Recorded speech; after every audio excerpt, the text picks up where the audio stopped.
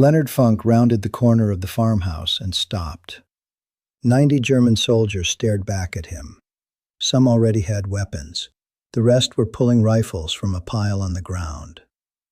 4 American GIs knelt in the snow with their hands behind their heads. A German officer stepped forward, shoved an MP-40 submachine gun into Funk's stomach, and screamed something in German. Funk didn't speak German. The officer screamed again, louder. His face went red. Funk looked at the 90 Germans, looked at his 4 disarmed men, looked at the gun pressed against his gut, and started laughing. 60 seconds later, 21 Germans were dead in the snow. The rest had thrown down their weapons and surrendered. Leonard Funk stood in the middle of the carnage, smoke rising from his Thompson, alive when every rational calculation said he should be dead. This is how he got there. Leonard Alfred Funk, Jr. was born August 27, 1916, in Braddock Township, Pennsylvania. Steel country. Smokestacks and foundries lining the Monongahela River, 8 miles east of Pittsburgh. He grew up fast, learned responsibility early, and by the time he graduated high school in 1934, he'd already spent years looking after his younger brother. The Great Depression was grinding through its 5th year. Jobs were scarce.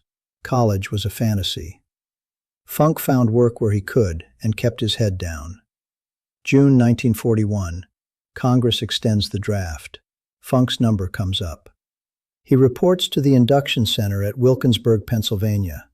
He's 24 years old, 5 feet 5 inches tall, 140 pounds.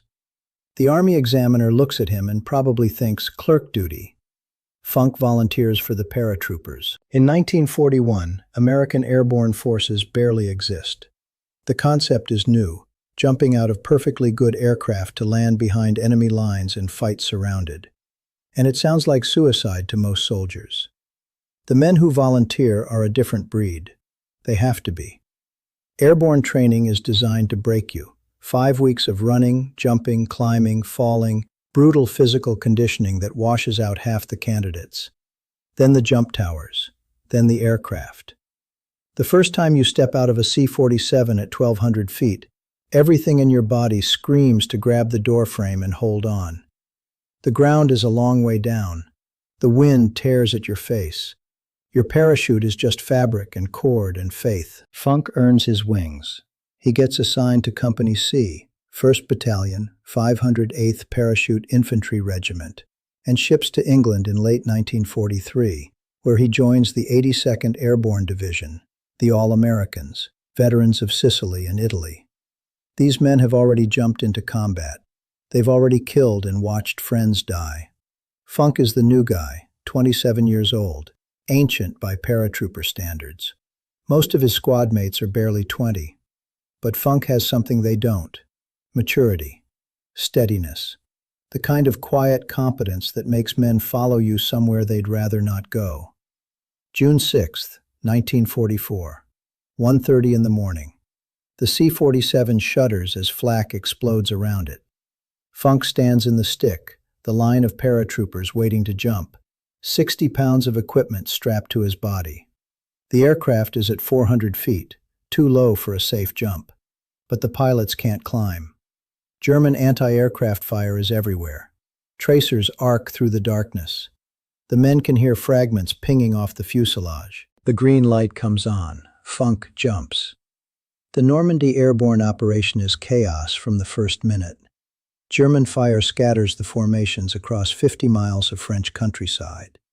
Paratroopers land in flooded fields and drown under the weight of their equipment. Others come down in the middle of German camps and die before they can cut free of their harnesses. Funk lands hard. His ankle twists on impact, badly sprained, possibly fractured. The pain is immediate and severe. But he can walk, he can fight, and that's all that matters. He gathers his chute, buries it, and starts moving. He's 40 miles from his drop zone. 40 miles of German-held territory, alone, in the dark. Within hours, he's collected a group of lost paratroopers, men from different units, different companies, different regiments. 18 of them eventually, all looking for someone to follow. Funk leads. He insists on serving as point man, the most exposed and dangerous position, despite his injured ankle. They travel at night, they hide by day, they fight when they have to. For 10 days, Funk moves this group through enemy territory. On June 17th, they link up with Allied forces. Every single man survives, not one casualty. 10 days behind enemy lines, 40 miles of occupied France, and Leonard Funk brings all 18 of them home. He earns the Silver Star and a Bronze Star for it. But he's just getting started. September 17th, 1944, Holland.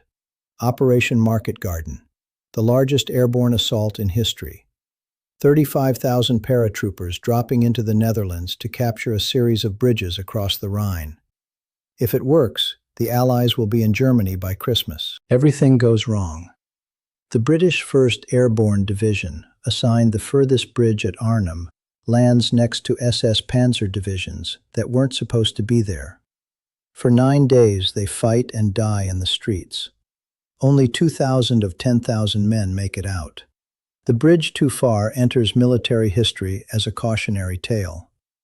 Funk doesn't know about the big picture. He only knows his mission. After his company secures its objective, Funk notices something that isn't in any plan. 3 German 20mm anti-aircraft guns are firing at incoming Allied gliders. The gliders carry reinforcements, artillery, ammunition, medical supplies. If those guns keep firing, hundreds of men will die before they hit the ground. The position is dug in on high ground near Vauxhall. Approximately 20 German soldiers, sandbags, camouflage, interlocking fields of fire. Military doctrine holds that you need a 3-to-1 advantage to assault a prepared position. Funk has 3 men. He attacks anyway. He leads his 3-man patrol directly into the German position, kills the security detachment, storms the gun emplacements, and neutralizes all 3 weapons along with their crews. 20 Germans, 3 Americans. The guns go silent. The gliders land safely. For this, Funk receives the Distinguished Service Cross, second only to the Medal of Honor. He now holds the Silver Star and the DSC, 2 of the rarest combat decorations in the American military. Most soldiers who earn either one are considered heroes for life. Funk still isn't done. December 16, 1944. The Germans launch their last desperate offensive. 3 armies, 400,000 men, 1,400 tanks, crashing through American lines in the Ardennes forest. Hitler is gambling everything on one massive attack, aiming to split the Allied armies, capture Antwerp, and force a negotiated peace before Germany collapses entirely. For the Americans, it is a nightmare. The offensive hits thinly held sectors manned by green troops, and exhausted veterans pulled off the line to rest. Divisions crumble. Thousands of soldiers surrender. The German advance creates a bulge 50 miles deep in Allied lines. The weather is brutal. Snow, ice, temperatures dropping to 5 below zero. Men freeze to death in their foxholes. Weapons jam. Vehicles won't start. The cold is as deadly as the Germans. Then comes Normandy, December 17th. 1 day into the offensive, a convoy from the 285th Field Artillery Observation Battalion runs into the spearhead of an SS armored battle group near the Bonnier Crossroads. The Americans are rear echelon troops, artillery observers, radio operators.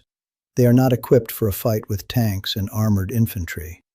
After a brief engagement, 113 Americans surrender.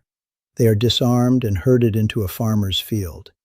Then the SS opens fire. Machine guns, pistols, rifles. They shoot the Americans down in the field. Men who try to run are cut down. Men who fall wounded are finished with shots to the head. 84 Americans die in that snow. Some survive by playing dead, lying still for hours while German boots walk past them and German voices laugh. When darkness comes, 43 survivors crawl away and reach American lines. The news moves through the army fast.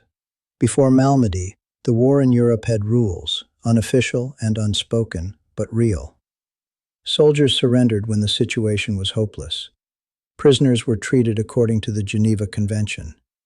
There was a grim professionalism between enemies. After Malmedy, the rules are gone. When Funk hears about the massacre, something hardens inside him. He's already seen too much across France and Holland. But this is different. Cold-blooded execution of men who surrendered in good faith. Leonard Funk decides he will never surrender to the Germans, no matter what. That decision will matter very soon. January 29, 1945. The Ardennes. The German offensive has been broken, and the Allies are pushing back. Company C, 508th Parachute Infantry, receives orders to capture the Belgian village of Holtzheim. There is a problem. Company C is under strength. The executive officer has been killed. They don't have enough men for the assault. Funk is acting executive officer now, and he looks at his depleted roster and makes a decision.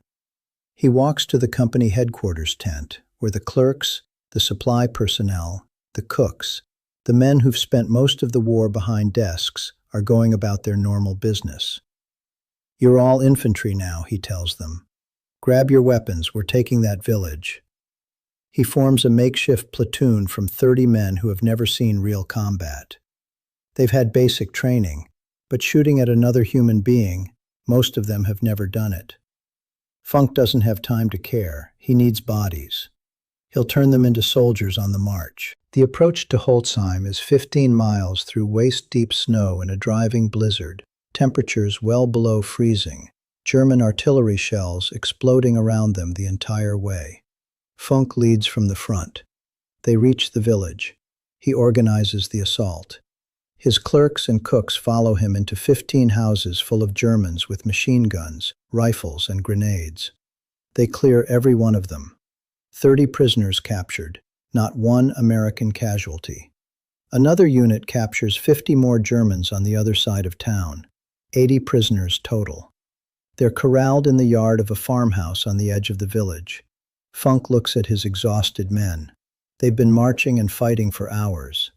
There is still scattered resistance elsewhere in Holtzheim. He can spare exactly 4 men to guard the prisoners. "Keep them here," he tells the guards.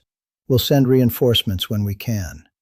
Then he heads back into the fight, not knowing what is already beginning behind him. A German patrol approaches the farmhouse. 10 men, maybe 20, wearing white camouflage capes over their uniforms. In the snow and the confusion of a village still being cleared, they look almost identical to American troops in winter gear. The 4 guards don't realize the danger until it's too late. The Germans overwhelm them, disarm them, force them to their knees in the snow. Then they free the prisoners. 80 German soldiers plus the patrol that freed them. 90 men total. They grab weapons from the pile. They organize quickly because they know exactly what they're going to do. Attack Company C from the rear. Funk's soldiers are scattered across the village, mopping up resistance. They are not expecting an attack from behind. If 90 Germans hit them while they're spread thin, it will be a massacre. The German officer in charge begins giving orders. "Position the machine guns here.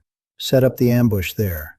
Wait for my signal." That is when Leonard Funk walks around the corner. He has come to check on the prisoners. Routine. Make sure the guards are holding up. See if reinforcements have arrived. He rounds the corner of the farmhouse and freezes. The scene is almost impossible to process. His 4 guards are on their knees in the snow.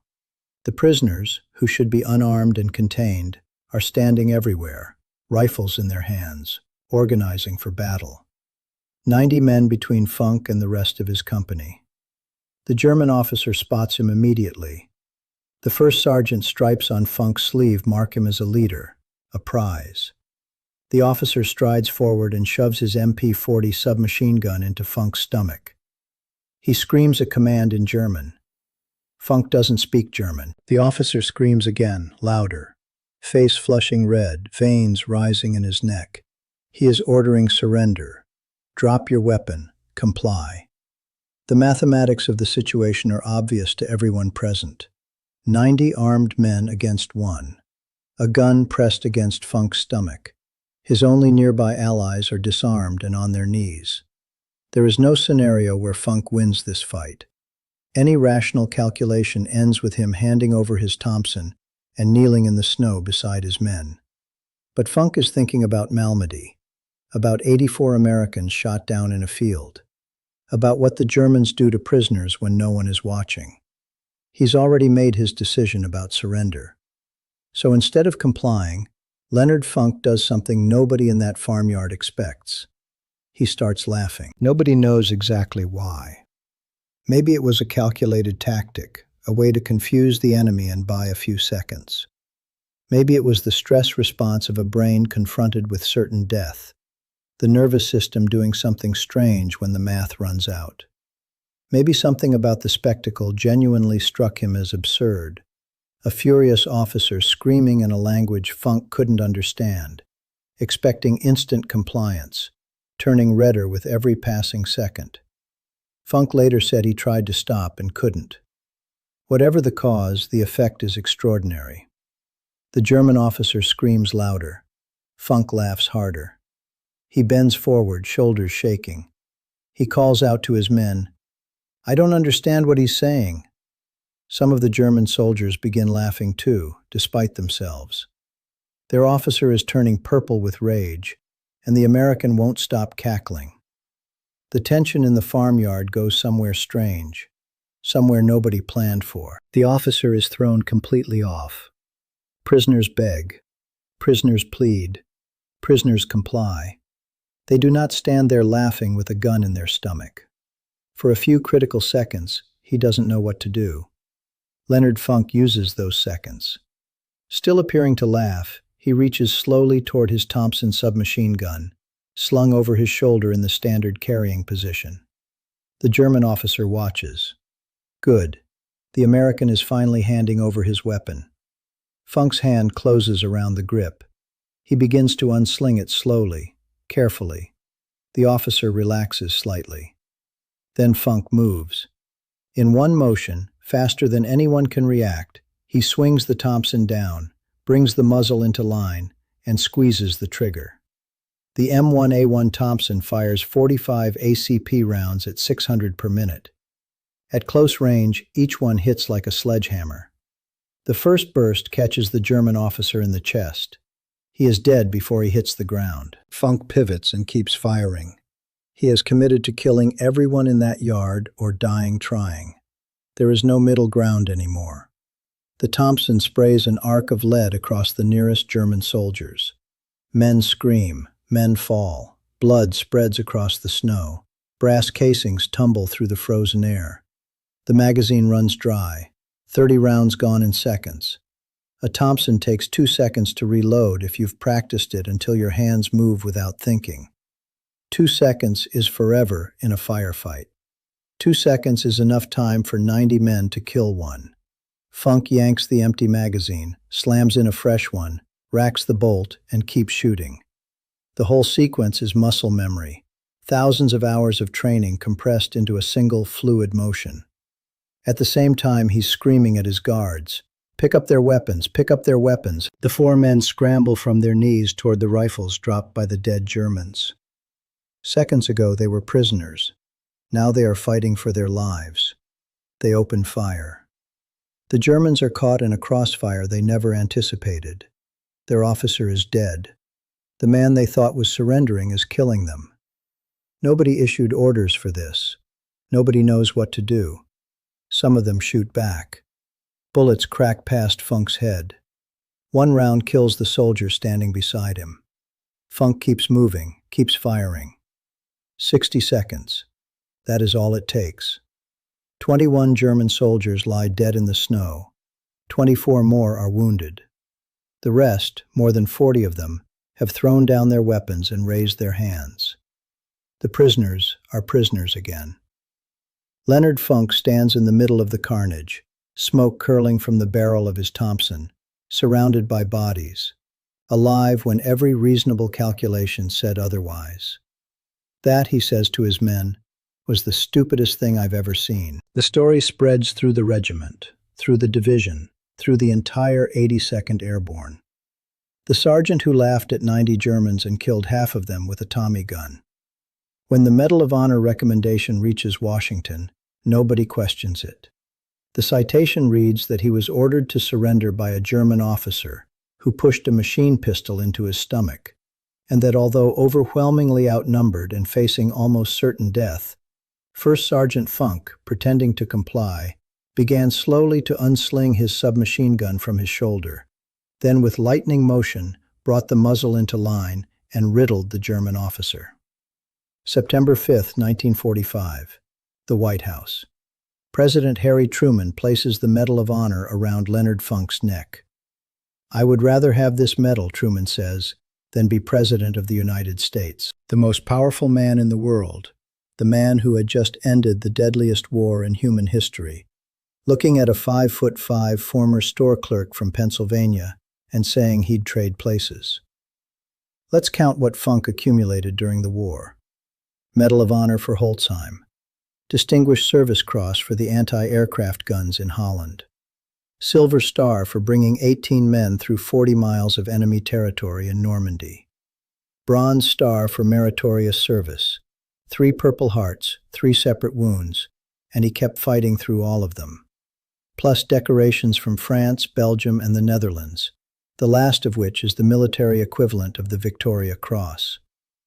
Leonard Funk is the most decorated paratrooper of World War II. The war ends. He goes home. He doesn't write a book, doesn't tour the country giving speeches, doesn't leverage his fame into a political career or a television appearance. He takes a job with the Veterans Administration in Pittsburgh, helping other veterans navigate the paperwork, process disability claims, cut through the bureaucratic red tape that stands between former soldiers and the benefits they earned.